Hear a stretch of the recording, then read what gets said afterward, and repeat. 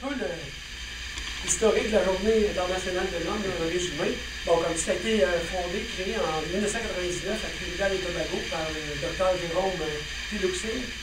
Cet événement-là, cette journée-là, était soutenu par les Nations Unies. Puis même la madame de l'UNESCO, qui était la présidente, avait dit que c'est une excellente idée, ça devrait donner un certain équilibre entre les sexes ou entre les hommes et les femmes. Ça a été célébré, à ma connaissance, 2 fois au Canada, une fois au Colombie-Britannique, une fois à la ville d'Oshawa, en Ontario, en 2009 et 2010. Ici, vous avez le fondateur de la Journée internationale de l'homme, Jérôme Piluxing. Bon, les objectifs, je répète un peu ce que Alex avait dit, les principaux objectifs qui ont été choisis à la fondation, la création de cette journée-là, promouvoir des modèles masculins positifs, mais dans d'autres choses que des vedettes, dans des hommes de tous les jours qui font toute leur vie correctement pour la famille et la société. Célébrer les contributions positives que les hommes font, en général. Se concentrer sur la santé et le bien-être des hommes. Bon, on sait souvent, on fait des années, les hommes, c'est pas les gens qui sont les plus portés à s'occuper de leur santé, là, pour essayer de, ça change un peu tranquillement, à sensibiliser là-dessus. Là, il y a un point ici, bon, il y en a qui vont dire c'est peut-être négatif, là.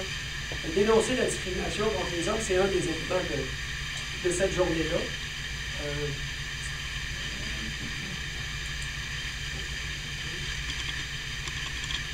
Dénoncer la discrimination contre les hommes, parce que plus on lit là-dessus, plus on voit qu'il y en a, la déformation de vérité. Mais plus loin que ça, il y a des attaques carrément pures et simples par certains organismes de dénigrement contre les hommes. Là. On n'en parlera pas beaucoup aujourd'hui, mais c'est carrément qu'ils ne veulent pas que les hommes reprennent leur place ou qu'ils soient considérés. C'est pas juste par en dessous, c'est vraiment direct. Là. Puis il y a aussi les attitudes sociales, c'est qu'au fil du temps, on a développé des préjugés contre les hommes, puis c'est entretenu, comme c'est un groupe qui est pas protégé. Améliorer la relation entre les hommes et les femmes, et puis en général, améliorer le monde pour avoir un monde bon, c'est quoi le but des journées? Parce que nous, même l'année passée, moi je parlais ça dans mon entourage, on fait une journée de l'homme. Les pires, c'est les gars. Oui, bon, le reste de l'année, nous autres. Bon, j'ai dit en partant, c'est à cause du monde comme toi qu'il faut en faire un, ça c'est certain. D'abord, j'ai dit, les femmes, il y en a quelques-unes, journées, il faut revenir là-dessus tantôt.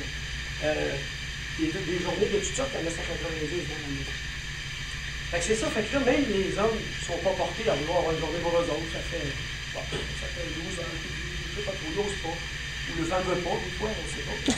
Mais les journées internationales, en général, ça a une certaine utilité. C'est de...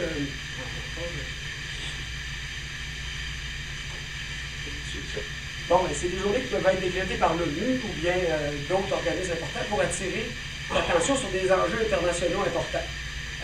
Puis il y a des ONG aussi. Une journée internationale, ça peut être pour valoriser des choses, mais aussi pour parler de situations qu'on devrait corriger. Comme on pense au suicide, bon, il y a 4 fois plus de suicides chez les hommes que les femmes. Décrochage scolaire, c'est les garçons, en tout cas au Québec et au Canada, on sait que c'est plus élevé chez les... C'est plus important pour eux. Il y a peu d'aide pour les hommes en difficulté, il y a plus de petits organismes qui n'ont pas vraiment de subventions. Ils sont absents des lois sur l'emploi, la stabilité d'emploi. Bon, la garde des enfants lors des séparations, disons qu'ils ont pas mal de misère. Il y avait une avocate à un moment donné qui parlait à la radio, elle disait un gars quand il arrive en cours, il part avec 2 prises et 3 quarts, il veut garder ses enfants.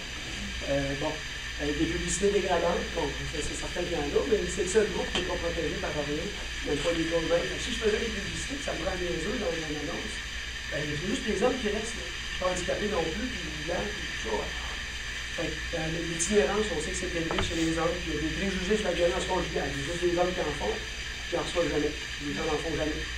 Même en 2012, parce qu'à chaque année, il y a un thème spécifique de la Journée internationale des hommes. Celui de 2012 qui a été choisi, c'est aider les hommes et les garçons à vivre des vies plus longues, plus heureuses et plus en santé. Puis, bon, on a la première au Québec, puis c'est à Québec en plus, c'est ici, avec le thème de la condition masculine, nous osons en parler pour aujourd'hui, et le lancement du mouvement. Ça fait un peu le tour, là, un bref résumé de l'historique pour appliquer en profondeur.